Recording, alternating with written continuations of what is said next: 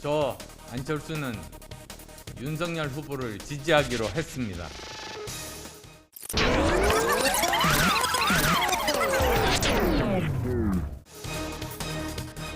저는 단일화에 관심이 없습니다. 저는 대통령 선거에 출마한 이유가 제가 대통령이 되고 정권 교체를 하겠다, 그렇게 나온 겁니다. 정권 교체, 두 체제 종식과 국민 통합의 길을 가기 위해 야권 후보 단일화를 제안합니다. 여론조사, 국민 경선을 통해 단일 후보를 정하고 누가 후보가 되든 서로의 러닝메이트가 되면 압도적 승리를 이끌어낼 수 있습니다.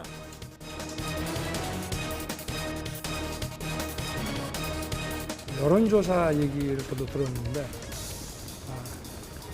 좀 고민해 보겠습니다만은 좀 아쉬운 점도 있습니다.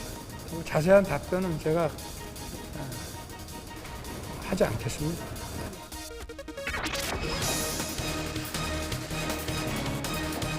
존경하는 국민 여러분, 저는 이제부터 저의 길을 가겠습니다. 저의 단일화 제안으로 혼란을 느끼셨던 국민들께 진심으로 사과드리고 양해의 말씀 드립니다. 그래서 대통령이 전문가들 중에서 제대로 아는 전문가를 뽑을 머리는 가지고 있어야 됩니다. 1년만 지나고 나면 내가 그 사람 뽑은 손가락 자르고 싶다고 또 그럴 겁니다. 이미 거의 열흘 정도 전에 제안을 했고 거기에 대해서는 철저하게 무시를 당했습니다. 이제 거의 2만 통 정도 문자가 지금 와 있습니다. 이러고도 같은 협상의 파트너라고 생각을 할 수가 있겠습니까? 저는 정치인들끼리 중요한 어떤 어젠다에 대해서 논의를 하자고 한다면 어떤 정치인이든지 만날 용의가 있습니다.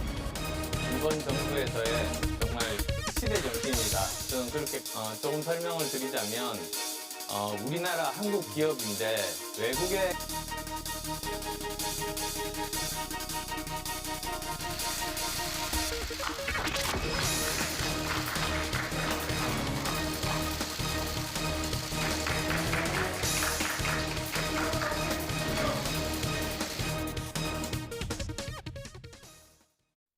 네, 국민의힘 윤석열 후보와 국민의당 안철수 후보가 후보 단일화에 전격 합의했습니다. 대선 판세에 어떤 영향을 줄지 김성환 평론가와 함께 짚어보겠습니다. 어서 오십시오. 네, 안녕하세요. 단일화는 이미 시기적으로 너무 늦었습니다라고 강조를 하셨는데 네. 이렇게 됐습니다. 이 소식 맨 처음에 들으시니까 기분이 어떻습니까? 뒤통수를 맞은 기분이었는데요. 뒤통수, 예. 좀 속았다 이런 생각이 들기도 하고요. 그러니까 저는 그동안에 거래는 끝났다 이렇게 여러 차례 말씀을 드렸었잖아요. 예. 그건 안철수 후보가 최소한 진정성 있게 완주 의사를 밝혔다 이렇게 판단을 했기 때문이었거든요. 아마 많은 분들이 아시겠지만 아마 수십 번도 더 얘기했을 것 같아요. 완주하겠다는. 유세차 사고로 숨진 고인의 유지까지 언급을 하기도 했었고, 예. 아시다시피 호남에 가서는 보수정당과 통합한 거 후회한다고 얘기했었고, 그리고 윤석열 후보 같은 무능한 후보 찍었다가 1년 뒤에 손가락 자르고 싶어질 것이다 이런 얘기까지 했었거든요. 예. 그게 그렇게 멀리 떨어져 있는 날도 아니었고요. 며칠 사이에 벌어진 일이라고 해도 과언이 아니었고, TV 토론 과정에서도 마치 대국민 선언하듯이 단일화는 없다 이렇게 결렬됐다고 본인 스스로 자기 입으로 얘기했어요. 근데 갑자기 느닷없이 단일화를 한다. 아마 많은 분들이 좀 황당하기도 하고 또 한편으로 화가 나기도 하고 그랬을 것 같습니다. 아무리 정치가 생물이라고 하지만 단일화가 불가능하다는 말씀을 제가 드리는 건 아니고 예.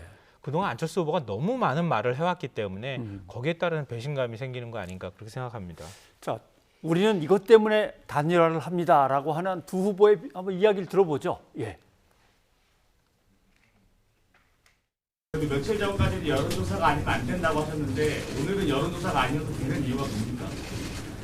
사실 제가 정치를 시작한 일이 세상을 바꾸기 위해서 시작한 일 아니겠습니까? 그래서 저는 이번 기회를 통해서 제대로 우리나라를 더 좋은 나라로 만드는 그런 변화의 모습을 보여드리고 만약에 그렇게 되면 아마 오늘 제 결심에 따라서 실망한 분들도 저는 많이 계시리라고 생각합니다.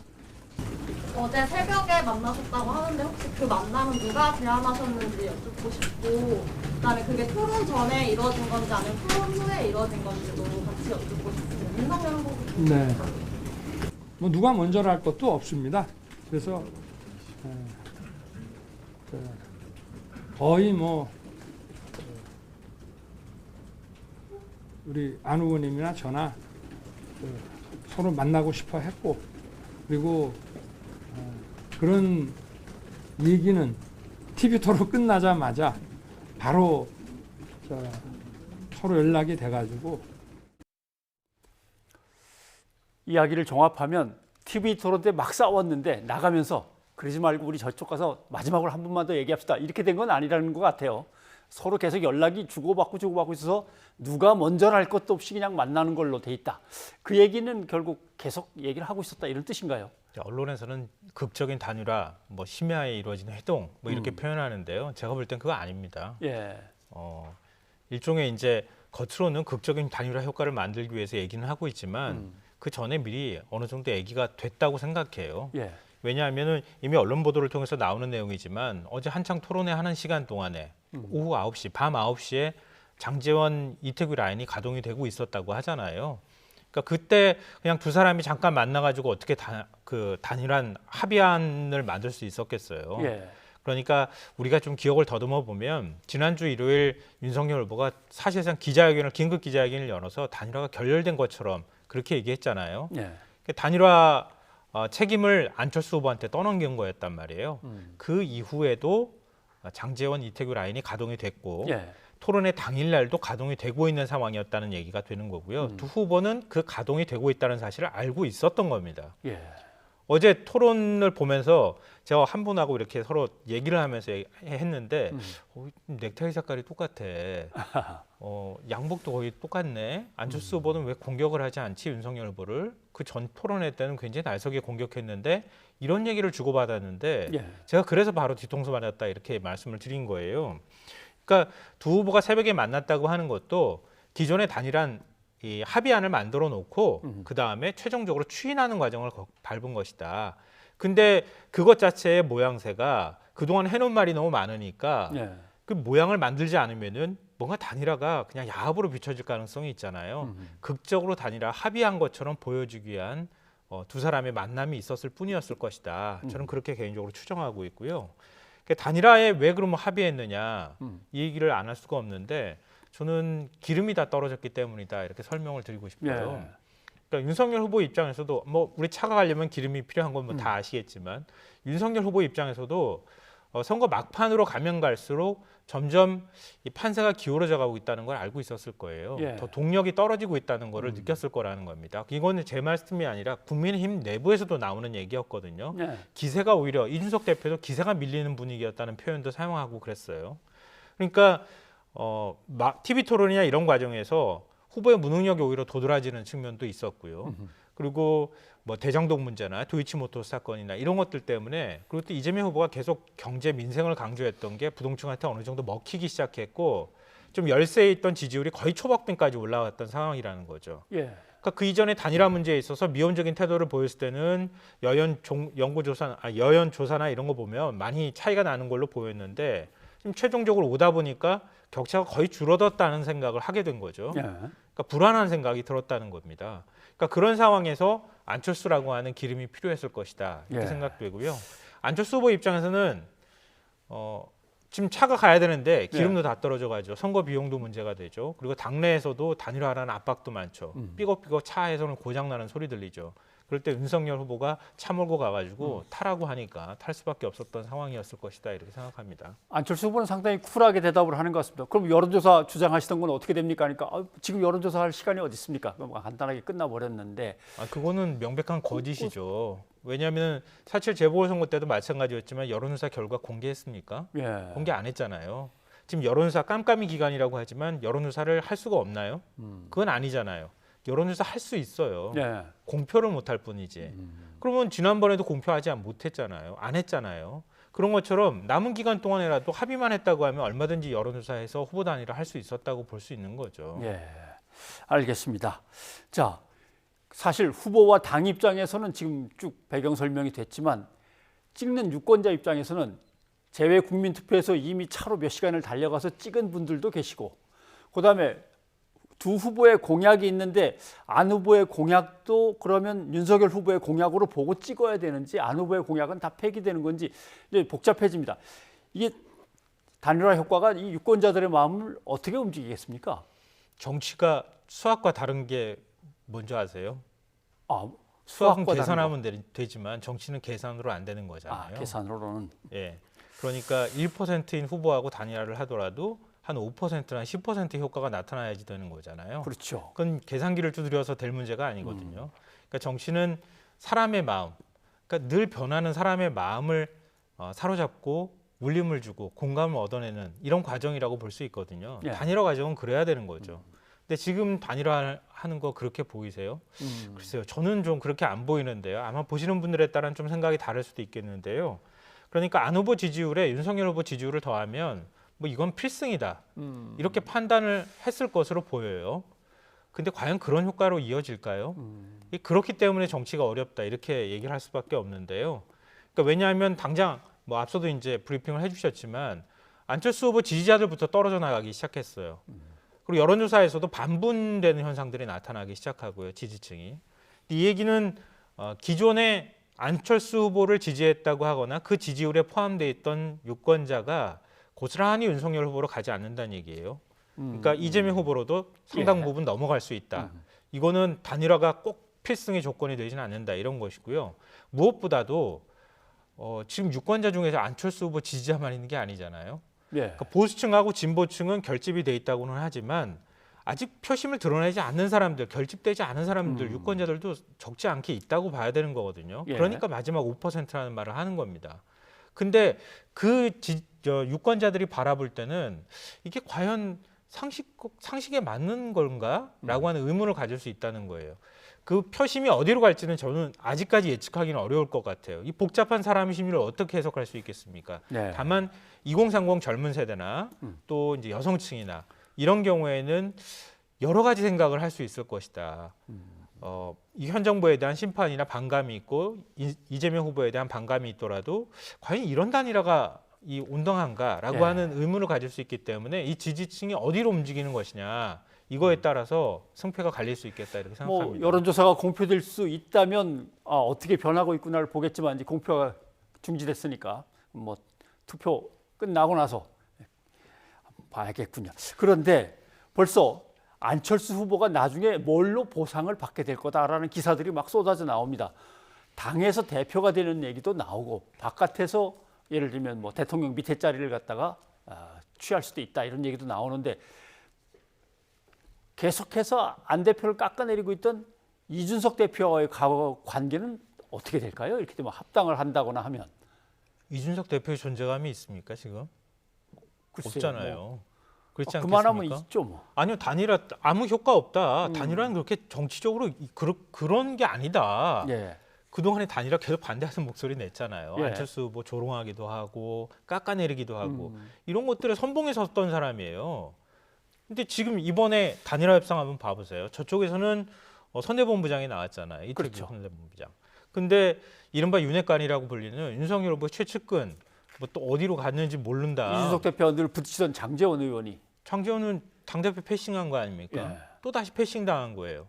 합의하는 과정에서도 제가 볼 때는 패싱 당했어요. 그러면 한번 생각해 보세요. 윤석열 후보가 승리했어요. 대선에서. 예. 승리했다고 하면은 그럼 안철수 후보랑 공동 정부 만드는데 그냥 국민의힘이라고는 당명 그대로 유지하면서 그러면서 통합 가능하겠습니까? 지금 이준석 대표는 흡수 통합이라고 말하지만 이준석 대표가 무슨 존재감이 있겠습니까? 그때 가서 다시 당의 질서가 재편되는 과정일 텐데 그리고 이번에 단일화 결렬될 뻔했다고 하는 책임론도 있는 상황인데 존재감 없을 거라는 거예요. 그러면 아마 국민의힘은 멋지게 아마 당명도 바꾸고 예. 국민의당과 합당하는 모습을 보이면서 공동정부를 만들어가는 구상들을 할 거라고 보고요. 이게 이제 제일 좋은 그림이잖아요. 만약에 대선에서 패배하면 어떻게 될까요? 누가 국민의- 책임을 물어야 되나요? 국민의힘은 아마 제가 볼 때 당명을 그대로 유지하기 어려울 거예요. 비대위 체제로 넘어가면 이준석 대표가 대표 자리에 앉아 있을 수 있겠습니까? 알겠습니다. 안 되는 거예요. 그러니까 어느 쪽 방향으로 가더라도 이준석이라고 하는 정치인은 존재감이 사라지게 될 것이다 이렇게 생각합니다. 그러나 또 안철수 후보 입장에서도 이제 사퇴를 하니까 후보가 아니겠습니다만 좀 있으면 국민의힘과의 계속 협상을 하는데 합의할 때 그렇게 합의를 안 했는데라고 하면 또 황당해질 수도 있습니다. 어떤 가능성이 생길지는 또 두고 봐야겠군요. 민주당이 뭐라 그러는지 한번 좀 들어보죠. 예. 정치는 정치인들이 하는 것 같지만 사실은 국민이 하는 것입니다. 역사와 국민을 믿습니다. 민생 경제, 평화, 통합의 길을 꿋꿋하게 걸어가겠습니다. 윤석열, 안철수 두 분의 단일화에 어떤 내용들이 있었는지 좀 투명하게 밝힐 필요가 있다. 일각의 보도에서는 인사권을 공동으로 행사한다든가 이런 어떤 여러 가지 유형의 내용들이 있었는데 오늘은 이런 문제에 대해서 전혀 밝히지 않았기 때문에 국민들에게 밝힐 수 없는 어떤 이면 합의가 있었는지 어떤 자리를 어떻게 나누기로 했는지에 대해서도 소상히 밝힐 필요가 있다. 저희는 그렇게 생각하고 있습니다. 다들 관심 가는 거는 이면 합의에도 관심이 있는 것 같아요. 뭔가 틀림없이 이걸로 합시다라고 콕 집어서 약속한 게 있을까요? 그 약속 없이 어떻게 약속 없이 어떻게? 예, 그냥 있을 단일화 거다. 할 수 없잖아요. 단일화 없이 완주하겠다고 그렇게 자기 입으로 얘기했던 안철수 후보가 저 철수하겠습니다 이렇게 얘기하는 데에는 그만한 대가가 있지 않겠습니까? 이제 앞서 제가 말씀드렸잖아요. 기름이 떨어졌다고 말씀드렸는데 예. 비싼 안철수 기름을 넣은 거예요. 윤석열 후보 입장에서는 어떤 방식으로든 단일화가 필요했을 거고요. 예. 안철수 후보는 완주하겠다고 하는 생각을 하긴 했었을 거라고 저는 생각해요. 근데 그 시점에서 윤석열 후보가 거부할 수 없는 제안을 던졌을 것이다. 그러니까 여론사 단일화가 안철수 후보가 줄 수 있는 유일한 명분이었거든요. 예. 물론 이제 뭐 비전, 철학 공유 뭐 이런 여러 가지 것들은 얘기할 수 있지만 그건 미래에 관한 일이고요. 현재로서는 안철수 후보가 지지자의 의사를 묻겠다고 얘기했던 거예요. 국민이 선택을 받겠다고 얘기를 했던 거거든요. 그렇게 해야 본인이 철수하더라도 철수의 명분이 생긴다고 본 거예요. 예. 계속 철수를 해왔으니까. 근데 그거를 버렸다는 거예요. 그걸 버렸다는 거면 안철수 후보가 자기가 생각하지 못했을 정도의 카드를 내밀었을 가능성이 매우 높다 이렇게 보이고요. 오늘 이제 단일화 기자회견을 할 때 굉장히 흥미있는 얘기를 했어요. 예. 10년 동안 정치권에서 굉장히 노력을 많이 했는데 예. 그 노력을 행정적으로 행정 분야에서 발휘해 본 적이 없다. 예. 뭐 이런 거죠. 그렇죠. 어. 그러니까 본인 스스로가 뭐 이렇게 이 정도 얘기했으면 국민들이 다 눈치채야 되는 거 아닙니까? 제가 볼 때는 책임 총리를 받았을 가능성이 있어 보이고요. 당 대표는 해봤지만 행정 책임자는 해본 적이 없다 이런 뜻이 되는데. 네. 그러니까 뭔가 실적을 만드는 그런 일을 해보고 싶다는 욕심이 있었을 텐데 그러니까 서울시장 출마도 생각했지 않겠습니까? 예. 그러니까 책임총리제 그리고 과학강국 만들겠다고 하는 생각들이 있었기 때문에 최소한 그 분야와 관련돼 있는 장관 추천권이나 이런 것들에 대한 약속을 받았을 것이다. 근데 이거를 제안 안 했을 것 같지는 않거든요. 제가 볼 땐. 그거보다 조금 더 나아간다고 하면 당대당 통합에서 지방선거 지분도 받았을 가능성이 있고 더 나간다고 하면 국민의힘 내부에서 나왔던 것처럼 차기 대선에 대한 어떤 얘기도 있었을 거고 뭐 상상의 범위는 거기까지 가는 것 같은데요. 네. 거기 어느 선까지 서로가 만족할 수 있는 합의안을 만들었을지는 뭐 봐야지 알겠죠. 아니요. 그렇죠. 공개를 안 할 테니까 알 수는 예. 없겠죠. 뭐 조금씩 나중에 이제 드러날 수도 있고 일단 문제는 대선입니다. 자, 마지막 TV 토론 얘기를 좀 해봐야겠습니다. 이재명 후보, 윤석열 후보 아주 거친 설전을 벌여갖고 도대체 대선 후보로 나선 사람들의 토론인데 국민이 관심 가는 거는 어디로 가고 다 대장동 뭐 아니면 네거티브만 잔뜩 있냐 이렇게 비판을 받았습니다만 한번 좀 들어보시죠. 대장동 사건을 시장으로서 설계하고 우리 이 후보께서 다 승인을 했음에도 검찰은 지금 이 수사를 덮었습니다. 이런 후보가 아이 키우고 싶은 나라 얘기를 하고 노동같이 얘기하고 대통령 선거가 끝나더라도 특검 해가지고 반드시 특검 하자는 거 동의해 주시고 두 번째 거기서 문제가 드러나면 대통령이 당선돼도 책임지자. 동의하십니까? 이거 보세요. 동의하십니까? 이거 보세요. 동의하십니까? 어? 지금까지 동의하십니까? 다수당으로서 수사도 다 회피하고 동의하십니까? 지금 뭐 대통령 선거가 국민학교 애들 반장 선거입니까? 정확하게 수사가 이루어지지 않고 덮었지 않습니까? 그래서 특검하자니까요. 이게 지난 2월 25일 우리 TV 토론 이후에 다 나온 자료를 그때도 제가 말씀을 드렸고 새로이 언론에 나온 것들을 지금 말씀을 드리는 겁니다. 후보님, 그래서 특검하자고요. 그거 왜 동의를 안 하십니까? 지금 동의해 주세요. 당연히 떳떳하면 수사가 동의하세요. 이루어져야죠. 특검해야죠. 네, 대답 없이 끝나는데 이 공방을 어떻게 보셨습니까? 이 다른 정책 토론이 계속 이어졌었어요. 근데 마지막에 저 얘기를 꺼냈거든요. 예. 뭐 윤석열 후보의 회심의 카드였을 수도 있겠다 이런 생각이 드는데요. 근데 아마 많은 분들이 의아해하셨을 부분이 대장동 특검 동의하느냐고 여러 차례 물었는데 아니 그동안에 계속 국민의힘에서 대장동 특검 하자고 했잖아요. 동의한다는 얘기를 왜 못했을까? 왜 안 했을까? 그리고 토론회 끝나고 난 다음에 대장동 특검 당연히 해야죠. 이렇게 얘기를 했거든요. 예. 그 사이에 누군가 얘기를 했겠죠. 그런 얘기가 있었다고 하면 전 단일화 협상이 진행 중이라는 거 알고 있었기 때문이라고 봐요. 예. 개인적으로. 윤석열 후보는 단일화가 될 거라고 봤을 거예요. 그러니까 봤고 토론 어제 이제 TV 토론 과정에서 뭐 드레스 코드 제가 말씀드렸고 안철수 후보의 태도도 말씀드렸지만 윤석열 후보는 이미 거기에서 이 독특한 윤석열 후보의 스타일이라고 저는 생각하는데요. 이미 좀 들떠 있는 상황이었을 거라고 봐요. 자신감도 붙어 있었고. 근데 대장동 특검 내가 대통령이 되는데 대장동 특검 받을 생각 있습니까? 이렇게 물어보는 것으로 이해했을 거라는 생각이 들거든요. 물론 제 추정입니다만 그렇게 이재명 후보가 날카롭게 막 덤벼들면서 동의하냐고 물어봤을 때 동의한다는 말을 안 꺼낸 이유는 그거 외에는 사실은 설명할 방법이 별로 없다. 양당이 그동안에 얘기를 했었고 대장동 특검에 관해서는 국민의힘이 오히려 민주당을 더 몰아세우는 형국이었기 때문에 저도 아직 그 의문은 풀지 못하겠습니다. 제 생각은 그렇습니다. 알겠습니다. 자, 방송 토론 현장은 그랬지만 국회에서는 부동신 문제와 이재명 후보의 전과 기록 문제 가지고 계속 그동안 치열한 공방이 오고 갔었습니다. 윤 후보의 검사 임용 기록 자료가 드디어 공개가 됐는데 여기에 대해서 의혹이 해소된 건지 아니면 의혹이 남은 건지 이건 어떻게 판단하십니까? 그러니까 한쪽에서는 의심할 만한 충분한 상황이다. 해소가 됐다고 보는 거고 다른 한쪽에서는 아니다 이렇게 얘기를 하고 있는 거잖아요. 근데 그동안에 이제 국회 차원에서 법사위에서 계속 얘기가 됐던 거예요. 예. 왜냐하면 그러니까 1982년도에 윤석열 후보가 그 병무청에 가가지고 신체 검사 받을 때 병적 기록으로 남아 있는 거는 좌우 시력 차이가 0.7이었거든요. 0.7. 예. 근데 윤석열 후보가 그 사이에 신체 검사를 또 받았어야 되지 않겠습니까? 그 받을 기회가 있고 공식적인 기록으로 남아 있는 게 검사 임명했던 1994년도 그리고 또 다시 변호사가 됐다가 다시 또 검사로 재임명됐잖아요. 그 재임명됐던 게 2002년. 예. 그거는 검찰이 그 기록을 갖고 있으니까 지금 화면에 나오고 있습니다. 법사위에서 제출해라 이렇게 얘기가 된 거예요. 그랬고 그걸 공식적으로 제출하기는 어렵다고 하니 여야 법사위원들이 그럼 한꺼번에 같이 가서 보자. 기록을 열람하자. 그래서 열람한 결과를 얘기를 하는 거예요. 근데 상식적으로는 납득이 안 되는 거죠. 왜냐하면 부동시가 눈의 좌우 굴절률이 달라가지고 시력 차이가 나는 거거든요. 굴절률 검사까지 사실은 해야 되는 것이긴 하지만 그러니까 병무청에서 검사를 할 때는 굴절률까지 다 검사를 하는 거예요.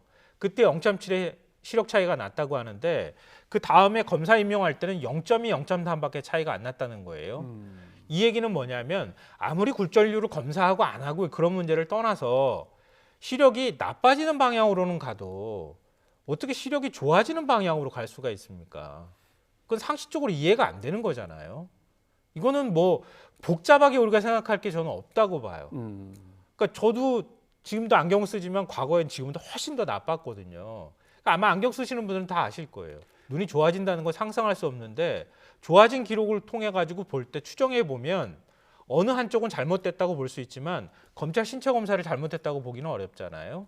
그러니까 1982년도에 그때 신체 검사를 받을 때 어떤 이유에서든 부동시가 날 수 있도록 한 뭔가가 있지 않았겠느냐 이렇게 충분히 합리적으로 의심할 만한 상황이다라고 생각합니다. 자, 이제 내일부터면 사전 투표가 시작됩니다. 사전 투표율이 높으면 어느 쪽이 유리하냐 가지고 아직도 뭐 공방이 오고 갑니다만은 대개는 그동안 사전 투표율이 높으면 진보 진영이 조금 유리하지 않았나라고 하는 판단인데 보시기엔 어떻습니까? 그렇지는 않은 것 같아요. 그래요? 그 법칙은 이미 깨졌다 이렇게 봐도 무방할 것 같은데요. 예. 왜냐하면 사전 투표율이 본 투표가 분산되는 효과로 이어졌다. 이게 그 동안에 이제 원래 예전에는 민주당이 사전 투표가 높으면은 민주당 지지자들이 적극적으로 나가서 민주당이 그러니까 선거에서 유리한 결과가 나왔다. 네. 이제 이렇게 얘기가 됐었는데 그동안에 몇 차례 선거를 거치면서 그건 이미 깨졌다라고 하는 게 정설인 것 같고요.